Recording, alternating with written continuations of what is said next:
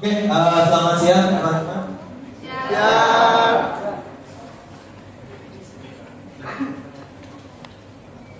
Oke, perkenalkan nama saya Ditya Dimudan. Saya dari Agate Studio. Oke, langsung aja ya. Oke, jadi mungkin perkenalan dulu. Agate Studio itu kita game developer studio di Bandung. Kantornya sih sekarang lagi di TUD. Jadi kalau misalnya ada yang tertarik nanti bisa kalau perorangan sih agak susah ya. Kalau teman-teman ada yang mau main-main datang ke sana, kontak-kontak aja bisa kok. Next. Nah ini teman-teman Agate Studio. Jadi Agate Studio ini berdiri tahun 2009. Foundernya itu saya salah satu founder, satu dari 18. Jadi waktu itu kita banyak tiba-tiba setelah kumpul bikin game waktu itu buat lomba. Udah kita bikin studio itu beneran. Ini tahun lalu ya, Oktober 2012. Sekarang Agate Studio krunya udah 70 orang lebih. Dan ada juga yang buat game. Yang mau saya omongin sekarang tentang kondisi game developer di Indonesia seperti gimana sih?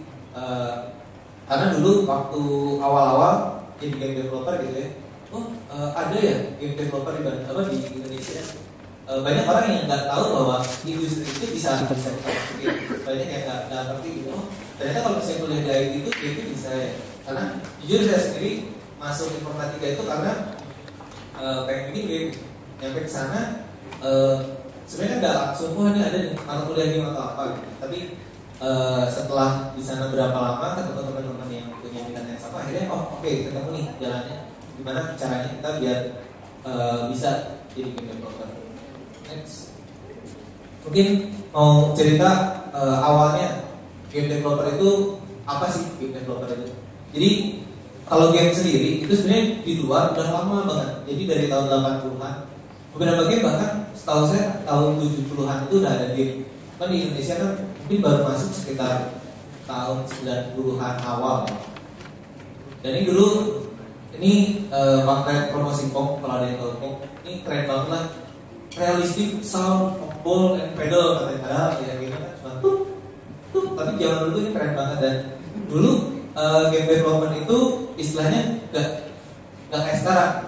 Dulu itu waktu zaman bahkan pertama kalinya ada PC komputer itu kan saya nggak tahu dulu, saya belum lahir kayaknya. Namanya itu Commodore, nama komputernya itu orang bikin game itu benar-benar siapapun bisa. Jadi istilahnya dulu itu bedroom programmer. Jadi orang tempat tidur coding bikin game bisa dapat duit banyak banget, bisa tiba-tiba kaya apa istilahnya. Banyak yang waktu itu masih remaja tapi ngerti komputer bikin game, akhirnya bisa jadi pekerjaan semacam itu. Itu dulu. Next. Tadi kan saya bilang dulu satu orang bisa, tapi kalau sekarang itu nggak bisa. Jadi istilahnya kalau kita mau jadi game developer, kita mau bikin game, biasanya banyak yang suka main game nggak sih? Biasanya kalau kita main game itu kita suka ada perasaan entah itu nggak puas, entah itu kita punya ide tercetus ide lain. Kayaknya bagusnya kalau kita bikin game yang seperti apa? Misalnya saya pengen bikin game yang seperti apa? Tapi kalau kondisinya sekarang kita agak susah kalau mau bikin sendirian.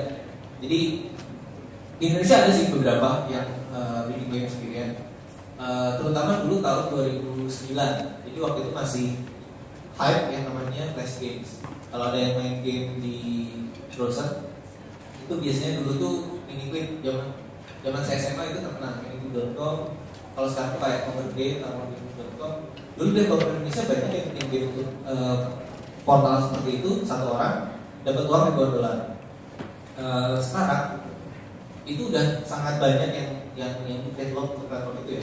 Jadi si perorangan itu udah nggak bisa bersaing sama kualitasnya, udah nggak bisa bersaing sama ukuran gamenya. Jadi kan banyak yang udah game itu benar-benar MMO atau RPG yang di atas tes. Padahal orang-orang yang sendiri itu biasanya bikin game yang simple-simple kayak game puzzle, game physics kayak semacam Angry Birds atau apa. Next lagi. Terus sebenarnya game developer itu apa nih kalau nggak sendiri? Nah ini kurang lebih posisi-posisi yang ada: programmer, artis, desainer, komposer, programmer yang coding yang bikin aplikasinya jadi video game, artis itu yang gambar, semua tampilan yang kita lihat itu yang bikin artis, itu bukan artis selebritis tapi artis art. Desainer, nah ini sering salah, desainer itu dianggap yang gambar karena ada web designer, ada graphic designer. Nah kalau ini desainer itu yang rancang, jadi kayak karakternya seperti apa, peraturan pemainnya seperti apa, level-level, komposer yang bikin musik, sama sound effect, sama audio, voice act kalau ada, rekaman suara. Nah kalau dia ganti istilahnya beda-beda sih. Programmer itu naik, habis itu bisa desainer itu artis, komposer itu bar. Nah terus ada satu lagi nih. Kalau satu party kayak gini biasanya ada leadernya, ada pemimpinnya. Ya kan itu istilahnya disebut produser. Itu nama formalnya sih. Jabatannya sih centurion sebenarnya. Jadi si produser ini kerjanya apa sih? Dia itu yang mimpin timnya memastikan gamenya selesai. Karena kan masing-masing fokus ke keahlian masing-masing. Ada yang coding, ada yang gambar. Nah gimana biar kerjaan mereka itu bisa nyambung, bisa jadi satu game. Nah itu kerjaannya sih produser. Nah minimal banget berapa orang sih yang dibutuhkan untuk bikin game? 2 sebenarnya. Asal ada programmer sama art itu udah bisa jadi game. Karena kan nggak semua game butuh level misalnya aneh-aneh, belum tentu semua game butuh musik. Jadi minimal banget ada programmer sama artis. Nah tapi sebenarnya ada pandangan bahwa bikin game itu susah, game development itu susah. Memang dulu susah. Next. Ini ada beberapa contoh apa sih yang mungkin orang awam yang belum pernah nyoba bikin game nggak bisa melihat apa sih susahnya bikin game. Ini ada beberapa contoh sih. Jadi kita pikir mungkin coding buat game itu sama kayak coding buat coding buat aplikasi biasa atau semacamnya. Tapi begitu kita benar-benar bikin game dan tergantung gamenya juga ya. Itu sebagian besar game itu butuh networking.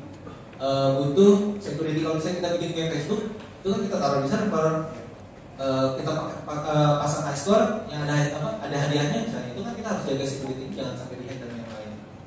Kita bikin game yang sedikit kompleks ada musik itu pakai AI. Sedangkan kalau misalnya teman-teman di sini kuliah aja misalnya, belum tentu tugasnya itu pakai ini semua gitu, pasti pilih salah satu gitu, fokus topik apa. Sedangkan begitu bikin games ini pakai itu, pakai ini, pakai itu. Art juga sama, mungkin banyak yang mikir, art untuk game, yang penting saya bisa gambar, saya bisa jadi artis untuk bikin game. Nggak juga, nggak sederhana itu. Jadi ada beberapa hal yang mungkin orang nggak sadar ya. Tapi yang paling penting di games itu animasi justru. Jadi bukan ilustrasi. Kalau teman-teman bikin karakter, kayak misalnya komik gitu, karakternya keren, kayak Luffy dari One Piece bla gitu, posenya begini. Tapi dalam game yang terjadi adalah kita butuh dia bergerak. Kalau nggak bergerak itu nggak kayak game, itu kayak komik cuma di kayak adegan selanjutnya apa. Dan itu biasanya yang jadi kendala utama kalau misalnya mau bikin art untuk game. UI juga, size compressnya beda lagi. Kalau misalnya kita bikin game untuk device tertentu nih, misalnya handphone, smartphone lah misalnya berbasis Java itu 2 mega itu udah resiko banget tidak bisa dimainin. Jadi harus di bawah itu. Dan artinya kan gambarnya gimana caranya biar gambarnya kecil. Pakai format file tertentu, pakai teknis tertentu, misalnya nggak pakai gradient tapi benar warnanya itu di setting 1 pixel per 1 pixel.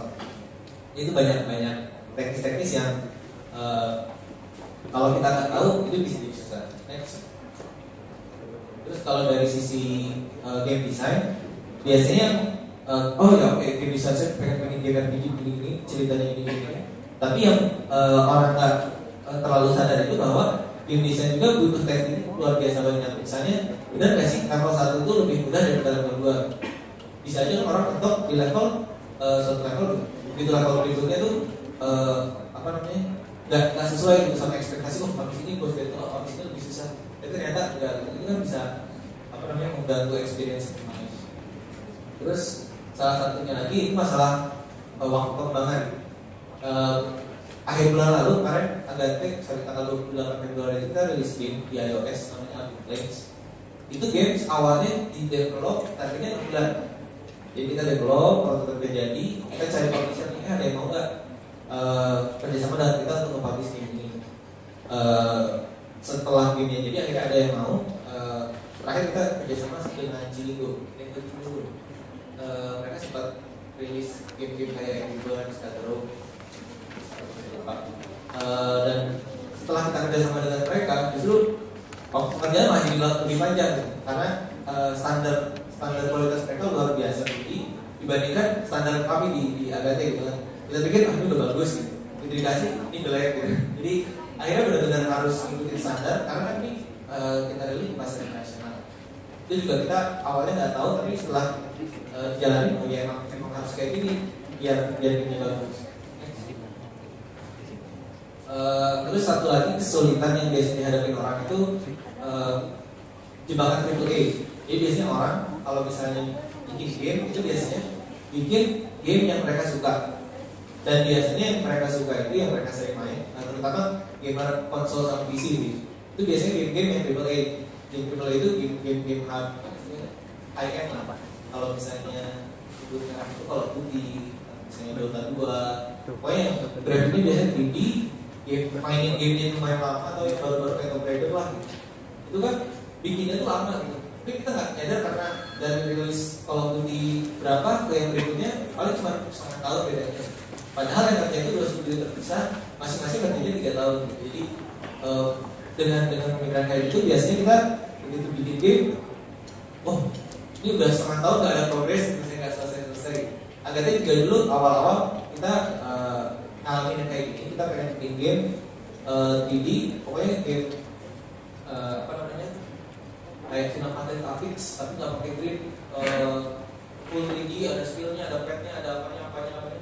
9 bulan dikerjain bahkan gameplay utama itu nggak selesai gitu. Jadi itu juga kita pernah ngalamin. Jadi tipsnya ya kalau bisa coba cari game yang kira-kira bisa kita selesaiin. Next.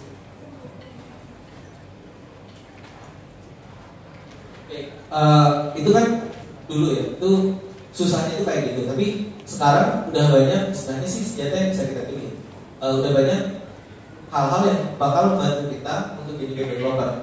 Next. Terutama tools ya. Ini bakal saya bakal ceritain beberapa tools yang bisa membantu kita untuk istilahnya belajar game development. Yang di awal, beberapa yang di awal ini bahkan buat anak kecil. Jadi mungkin kalau buat teman-teman melihatnya remeh ya, tapi ini adalah sebuah aplikasi, sebuah game di mana anak-anak bisa bikin game. Jadi kayak Lego, kalau Lego itu kan kita kayak sibuk sendiri gitu ya, bikin apa, terus lu cerita jalan-jalan gitu kan. Kalau ini beneran jadi sebuah game, jadi kita bisa bikin karakter itu bisa kita coding, dan codingnya kayak gini. Mungkin teman-teman yang di ngerti IT, ngerti programming, tahu maksudnya ini apa gitu ya. Jadi when C script shoot. Nah, tapi intinya si kode tadi itu dipakai untuk ngajarin programming ke anak kecil. Oke. Jadi bahkan sampai garing, sampai karakter itu semuanya bisa dilakukan visual. Beda nggak Pak? Ini Scratch sama juga dibikin sama MIT. Tujuannya buat ngajarin programming juga, tapi dia pembuatan game. Bedanya sama kodenya retro. Jadi kalau misalnya kita bikin, ini di atas nggak terlalu baca sih, tapi ada variabel, ada objek, ada apa, jadi kita tinggal drag drop gitu, itu bisa jadi sebuah game. Tapi bagian sini agak cepat aja ya. Next. Construct kurang lebih mirip, cuma lebih advance. Jadi lebih mirip pemrograman, cuma semuanya pakai bahasa manusia, bukan if then kurung-kurung atau apa. Next. Ini juga drag drop. Next. GameMaker sama. Bedanya dia udah menyediakan fitur yang lebih advance, maksudnya scriptingnya itu udah kayak programming biasa. Ini mirip Java kalau nggak salah. Dan bagusnya ini kalau ada yang suka main game pakai Steam, ini tuh ada di Steam. Jadi istilahnya kita udah bisa publish via Steam, bisa dimainnya sama orang lain. Tapi kalau jualan saya belum tahu ya. Oke. Ini ada apa? Beda. Intinya udah ada banyak banget tools yang bisa kita pakai untuk mempermudah kita bikin game. Tadi yang harus saya lihat ini beberapa lagi itu ada beberapa kayak Unity 3D, ada development kit, itu semua levelnya sedikit lebih tinggi dari yang barusan. Kalau yang barusan itu kan dari awal tuh yang sederhana, lama-lama udah lebih kompleks. Kalau yang itu benar-benar high end. Jadi ada development kit itu yang bisa dipakai untuk bikin games Xbox sekelas Gears of War. dan itu mereka rilis gratis untuk dipakai orang-orang. Terus setelah itu kita udah punya nih banyak tools. Rata-rata tools itu istilahnya multi platform. Jadi kalau kita udah bisa bikin game di situ, kita bisa publish macam-macam.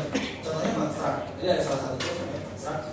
By default itu toolsnya by default kita bisa publish sebagai HTML5, kita bisa publish ke Windows 8, kita bisa publish ke Windows biasa, ya Windows 7 lah. Terus Android juga seingat saya bisa. Android atau iOS saya nggak yakin bisa atau enggak. Tapi intinya itu kita tinggal pilih. Nah sekarang dari sebanyak itu platform yang bisa kita develop, kalau saya baru mulai bikin game, sebaiknya saya pilih platform yang mana. Itu udah ada banyak kan. Ada mobile, ada desktop, ada arcade games. Teman mungkin kalau pernah datang ke event-event bermain di Indonesia Bermain atau misalnya acara-acara game kayak Indonesia Game Show, Jakarta Game Show, itu suka ada kayak arcade. Kita bisa main game di situ, tapi istilahnya gamenya itu buat orang Indonesia. Itu arcade game, mobile, desktop sama web browser base itu dipisahin ya. Jadi contohnya itu game-game yang teman-teman main di Facebook browser base. Kalau desktop itu arahnya lebih kayak game-game PES tadi yang kalau dia tahu. Nah dari sebanyak itu kita sebaiknya mulai pakai yang mana sih kalau kita mau develop atau penjualan? Sebenarnya kalau dari pengalaman yang paling visible kalau kita baru mulai itu di mobile sama di web. Kenapa? Karena effortnya nggak terlalu besar untuk kita memulai. Banyak sih kalau kita mau bikin buat konsol kita harus di-approve sama yang punya konsol, kayak Sony sama Nintendo. Itu biasanya perusahaannya harus apa-apa secara tidak.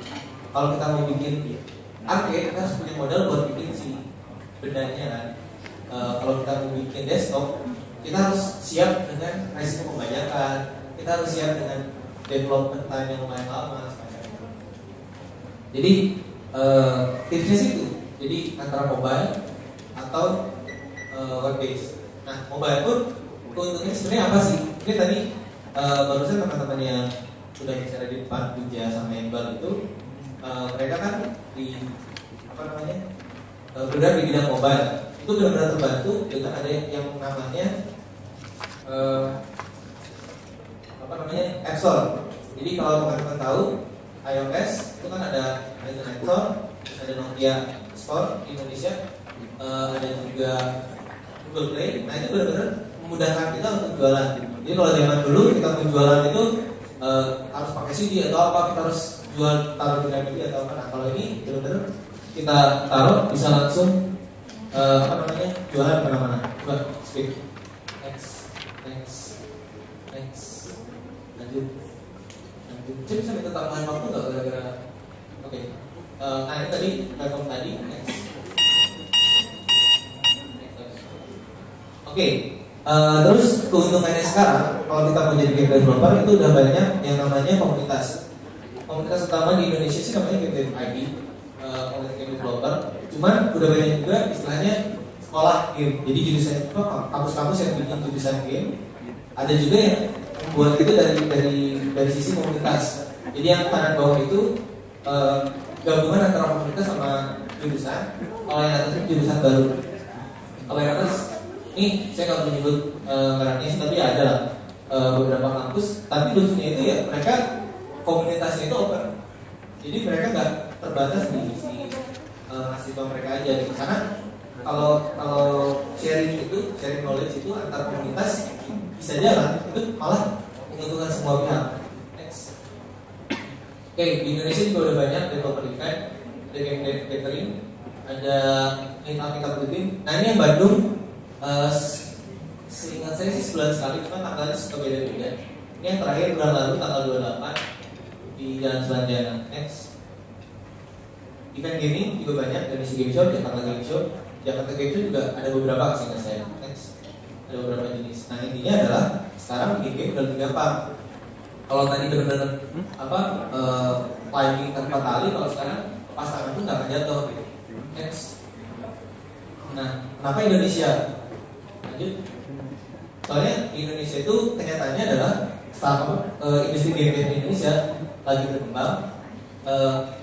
Realnya adalah kalau teman-teman memang mau masuk ke industri itu, pilihannya dua, gabung ke startup atau studio game development yang udah ada, atau bikin baru. Dan bikin baru pun itu udah environment-nya udah luar biasa enak sekarang.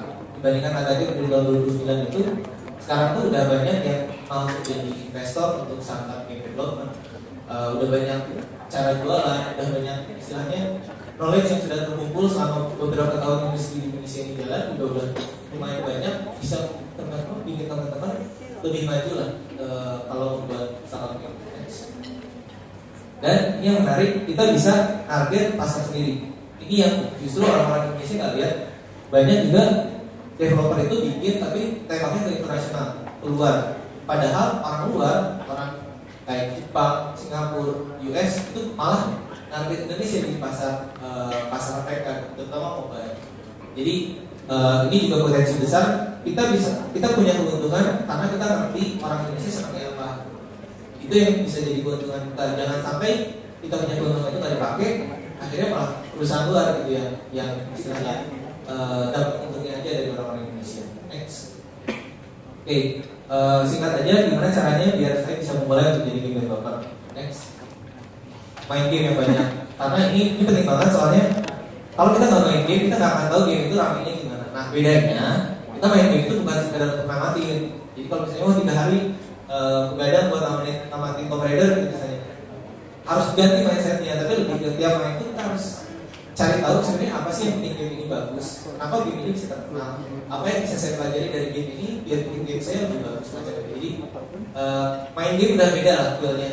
Kalau dulu itu cuma main-main doang ngalahin temen, kalau sekarang main tuh bener-bener perhatiin pojok-pojoknya ada error atau enggak, kalau loncat gimana macam itu. Next. Nah ini yang penting, kita harus cari teman. Mungkin kita sendiri, kita harus cari teman. Setidaknya teman buat berbagi. Game udah sampai mana? Gue udah sampai sini, gue mentok di sini. Oh ya gue pernah mentok yang sama, solusinya begini. Itu sih hal-hal kayak gitu yang bakal bikin teman-teman tetap semangat. Jadi yang penting kalau memang minat ke arah situ, cari teman-teman dengan minat yang sama. Dan terakhir mulai sifatnya. Karena kalau misalnya teman-teman mulainya terlambat, ya bakal ketinggalan. Sekarang itu waktu yang paling tepat untuk teman-teman jadi game developer. Dan kalau misalnya kalau saya kasih petan, tadi ada gambar teknis juga, cuman intinya kalau misalnya memang presiden nggak terjawab bisa tanya-tanya. Tapi intinya sederhana, main game yang banyak, cari teman, mulai sekarang.